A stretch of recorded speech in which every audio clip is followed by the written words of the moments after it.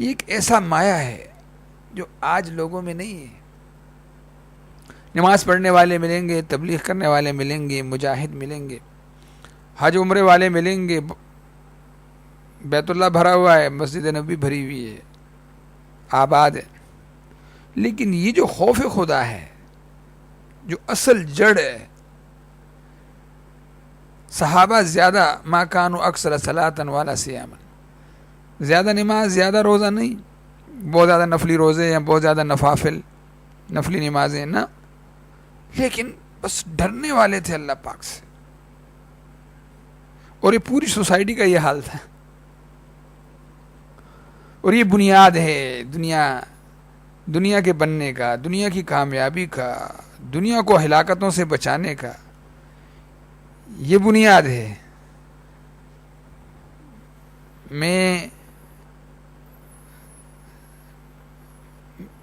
میں نے کہا تھا کہ پورا پاکستان نہیں، پورا شہر نہیں، ایک گلی ایسی بتا دی جائے، ایک گلی، یہ ہماری گلی ہے مسجد کی، یہ پتلی گلی، ایک کونے سے دوسری کونے تک یہ جتنی بلڈنگیں ہیں اور فلیٹ ہیں، اس میں فرد کی بات نہیں کرتا، فرد کی بات نہیں کرتا، بلکہ مجھے پوری گلی ایک کونے سے دوسری کونے تک، اس میں یہ 6 بلڈنگیں ہیں یا 5 ہیں، ان بلڈنگوں میں جتنے فلیٹ ہیں سب کے سب، ان کے اندر پورا کا پورا اسلام موجود ہو. اس پوری گلی میں 100% نمازی، 100% اخلاق والے، 100% معاملات کے کھرے، اللہ سے ڈرنے والے کوئی بتا دے. ایک کونے سے دوسرے کونے تک، نہ پورا ڈیفنس، نہ پورا کراچی، بستی بھی نہیں، یہ ایک گلی 100% اسلام دکھا دے، نہیں ملے گا. میرے بھائیوں، اللہ کے ہاں پسندیدہ چیز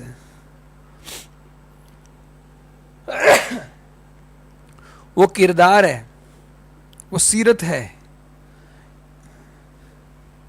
ہاں، اگر سیرت اور کردار نہ رہا تو سیرت اور کردار کی موت وہ مسلمان کی موت ہے.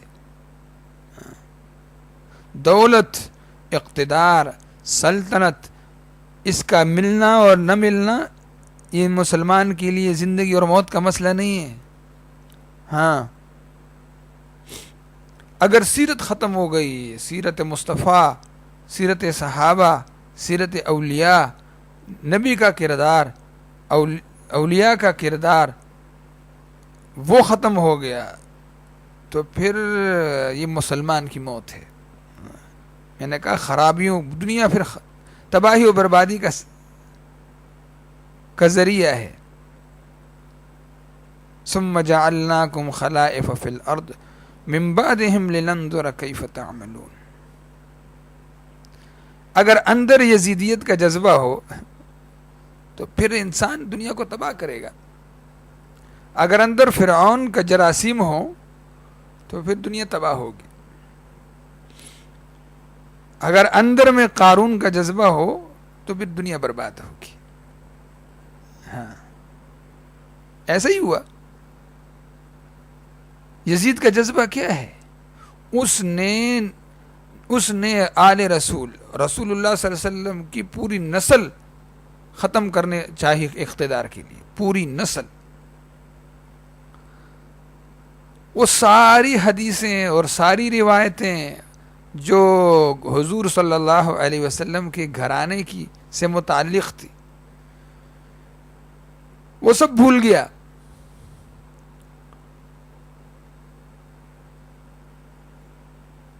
اور پھر یہ تو کربلا کا واقعہ،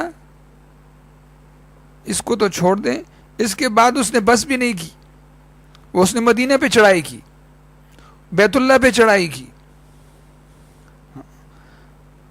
یزیدیت کیا ہے کہ اقتدار کے لیے سب کچھ جائز ہے.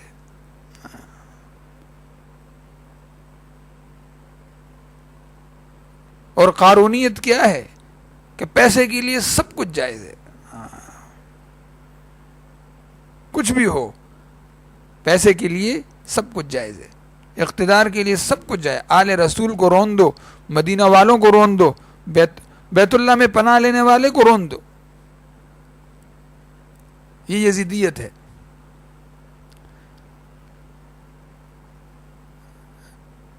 لیکن اللہ رب العزت کی، میں کہتا ہوں کہ اللہ تعالیٰ کی رشتہ داری کسی نام کے ساتھ نہیں ہے، اللہ کی رشتہ داری وہ عمل کے ساتھ ہے اور عمل کی بنیاد پر ہے.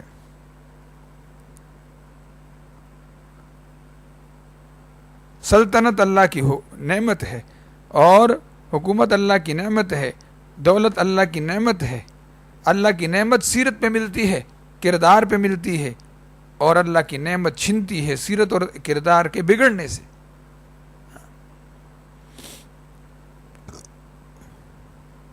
ثم جعلناکم خلائف فی الارض من بعدہم لننظر کیف تعملون. ہم تم کو بنائیں گے زمین کا وارث ان کے بعد، پھر ہم دیکھیں گے کہ تم کیا کرتے ہو، تمہارا عمل کیسا ہے. ہم تو عمل کو دیکھیں گے، ہم تم کو وارث بنائیں گے اور پھر دیکھیں گے کہ تم کیا عمل کرتے ہو.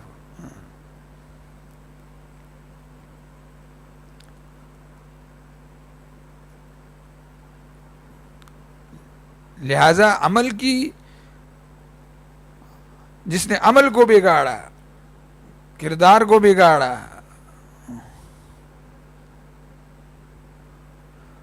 وہ بندہ ختم ہو گیا. یزید نے حسین کی نسل کو ختم کرنا چاہا، لیکن ہوتا وہ ہے جو اللہ چاہتے ہیں. یزید کے 15 لڑکے اور 5 لڑکیاں، 15 لڑکے اور 5 لڑکیاں سب ختم ہو گئے، اس کی نسل ختم ہو گئی، اللہ نے مٹا دی. مٹانے گیا تھا حسین کی نسل کو ختم کرنے، مٹ گیا، خود اپنی نسل کو مٹا گیا. اور جو بھی حضرت حسین کے قتل میں شریک تھے ان میں سے ایک بندہ نہیں، فوری طور پر، زیادہ ٹائم بھی نہیں لگا، ہاں سب ختم ہو گئے. اللہ تعالیٰ نے مختار ثقفی کو مسلط کر دیا. کربلا کے واقعے کے بعد تمام اسلامی مملکتوں میں بغاوتیں شروع ہو گئیں. یزید کا کنٹرول جو ہے وہ نہیں رہا. مختار ثقفی نے قبضہ کر لیا کوفہ میں، اور اس نے حضرت حسین کے قاتلین میں سے ایک ایک کو چن چن کے مارا. 248 تو ایک ہی دن میں وہ اس نے قتل کیے حسین کے قتل کے جرم میں.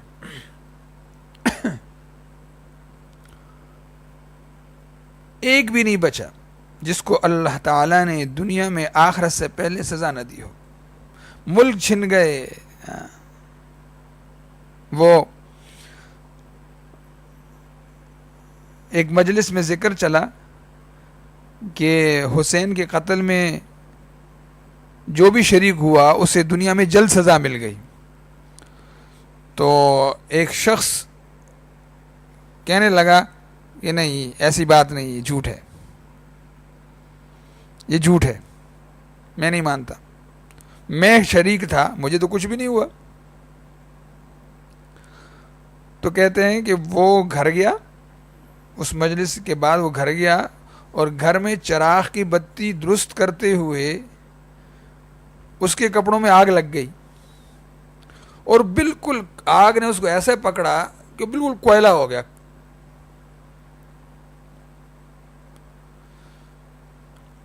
ایک بوڑھا شخص تھا، وہ حسین رضی اللہ عنہ کے قتل میں شریک تھا، تو وہ اچانک نابینا ہو گیا. لوگوں نے اس کی وجہ پوچھی تو اس نے بتایا کہ اس نے خواب میں رسول اللہ صلی اللہ علیہ وسلم کو آستین چڑھائے اور تلوار لیے ہوئے دیکھا.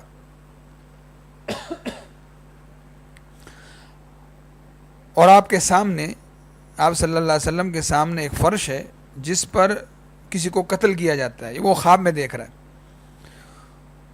اور اس فرش پر جو قاتلان حسین ہیں ان میں سے 10 آدمیوں کی لاشیں ذبح کی ہوئی پڑی ہیں. اس کے بعد آپ نے اس بوڑھے شخص کو ڈانٹا اور حسین کے خون کی ایک سلائی اس کی آنکھوں میں لگائی جس سے وہ اندھا ہو گیا.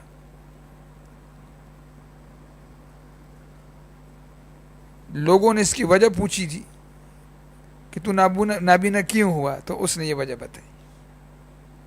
اور حسین کی بد دعا نے ایک ایک کو ختم کیا.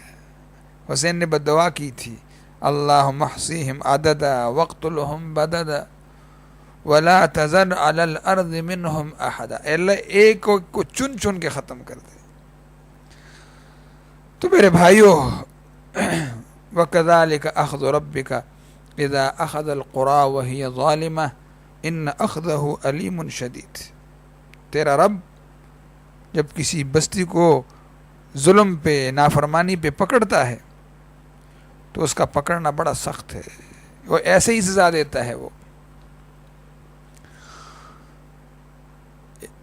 مدینہ والوں نے بیعت سے انکار کر دیا. یزید کے کردار کو دیکھ کر انہوں نے یزید کی بیعت سے انکار کر دیا, تو اس نے چڑھائی کروا دی مدینے والوں پر. اس کو واقعہ حرہ کہتے ہیں. میں تفصیل نہیں بیان کرتا, اور اس کی تفصیل ممبر پر بیان بھی نہیں ہو سکتی, وہ ایسے کربناک حالات تھے. 3 دن تک مسجد نبوی میں اذان, نہ نماز نہ اذان. روزے رسول پر کوئی اذان نہیں, کوئی نماز نہیں, 3 دن تک, بلکہ بعض میں 3 دن سے 10 دن تک. یزید کی بد کرداری کی وجہ سے اہل مدینہ نے بیعت توڑ دی تھی, تو اس نے چڑھائی کر دی تھی. جو اس نے قتل عام کیا 3 دن تک پورے مدینہ میں, صحابہ کا, تابعین کا, اہل بیت کا,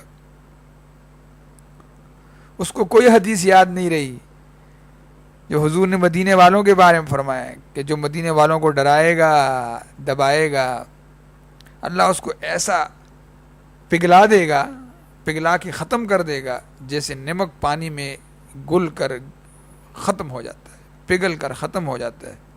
اور ایسا ہی ہوا.